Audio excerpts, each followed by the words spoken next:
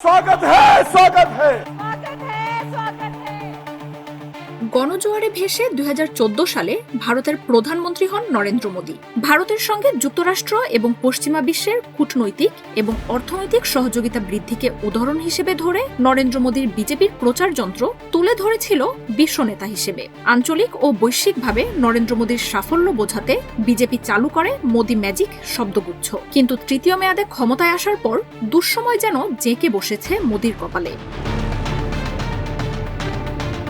এক প্রতিবেদনে আনন্দবাজার জানিয়েছে, ক্রমশ ফিকে হয়ে এসেছে মোদী ম্যাজিক। গেল কয়েক মাসে পরপর কিছু ঘটনায় সেই ধারণা আরও জোরালো হয়েছে। ছাত্র আন্দোলনে শেখ হাসিনাকে ক্ষমতাচ্যুত করা হলেও তার জন্য ভারত প্রস্তুত ছিল না। দেশটির পররাষ্ট্রমন্ত্রী এস জয়শঙ্কর পার্লামেন্টে জানান, 5 আগস্ট গণভবন লক্ষ্য করে ছাত্র জনতার মিছিলে যাওয়ার খবরে তাড়াহুড়ো করে শেখ হাসিনাকে ভারতে আসার ছাড়পত্র দেয়া হয়। মালদ্বীপে একজন ভারত বিমুখ নেতাকে প্রেসিডেন্টের চেয়ারে বসা থেকে বিরত করতেও ব্যর্থ হয়েছে ভারত। নেপালেও চীনের অনুকূল সরকার গঠন রদ করতে পারেনি। তবে ভারতের জন্য সবচেয়ে তাৎপর্যপূর্ণ হয়ে এসেছে শেখ হাসিনা সরকারের পতন। কারণ প্রতিবেশী দেশগুলোর মধ্যে ভারত বিরোধী শক্তিশালী মনোভাবের সময়েও শেখ হাসিনা ছিলেন ভারতের সবচেয়ে ঘনিষ্ঠ সহযোগী। কোনো বিদেশি শক্তি হাসিনা সরকারের পতনের পেছনে রয়েছে, ভারতের এই তত্ত্ব প্রায় কোনো দেশ গ্রহণ করেনি। অনেকেই বলছেন, নয়াদিল্লি তেমন কোনো অভিসন্ধির কথা জানতে পেরে থাকলেও কেন তা প্রতিরোধ করতে পারল না? নিজেকে দক্ষিণ এশিয়ার সর্ববৃহৎ শক্তি বলে দাবি করার পরেও ভারতের এই ব্যর্থতা কেন? এই প্রশ্ন উঠছে যে, ভারতের অভিযোগ যদি সত্যি হয়, তাহলে চীনের প্রভাব ঠেকাতে পারবে কি ভারত? পাকিস্তান তো ভারতের চিরশত্রু। নরেন্দ্র মোদী ক্ষমতায় আসার পর তার মাত্রা যেন আরও বেড়েছে।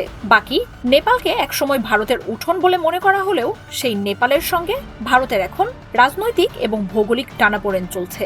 নেপালের সংবিধান পরিবর্তনকে কেন্দ্র করে ভারত কয়েক মাসের অবরোধ দিয়ে নিত্যপণ্য সরবরাহ বন্ধ করে দেয়। সেই থেকে হিন্দু প্রধান নেপালেও ভারত বিদ্বেষ তুঙ্গে। এছাড়া লিপুলেক এবং কালাপানিকে কেন্দ্র করে ভারতের সঙ্গে কথার যুদ্ধ তুঙ্গে ওঠে নেপালে। অন্যদিকে ভুটানের সঙ্গে চীনের কারণে সম্পর্ক ঠিক আগের মতো মসৃণ নয়। ভুটান এখন ভারত এবং চীনের মধ্যে ভারসাম্যমূলক সম্পর্ক গড়ে তোলার দিকে মনোযোগ দিয়েছে। আর আফগানিস্তানে তালেবান সরকার আসার পর থেকে তল্পিতল্পা গুটিয়ে ভারত চলে এসেছে সে দেশ থেকে।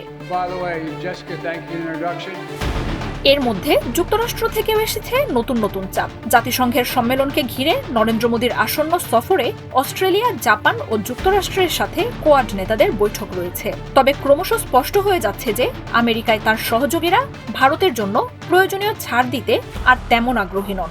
যুক্তরাষ্ট্র এবং রাশিয়া দুপক্ষকেই সন্তুষ্ট রেখে চলার কৌশলও ভারত বেশি দিন বজায় রাখতে পারবে না। এছাড়াও সম্প্রতি রাশিয়ার উদ্যোগে চীনের সঙ্গে সম্পর্ক স্বাভাবিক করার চেষ্টা করছে ভারত, যার ফলে আমেরিকার চাপ আরও বাড়বে।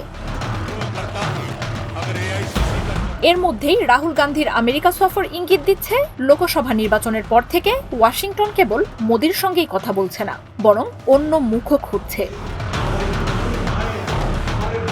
মার্জিয়া উপমা, ৭১।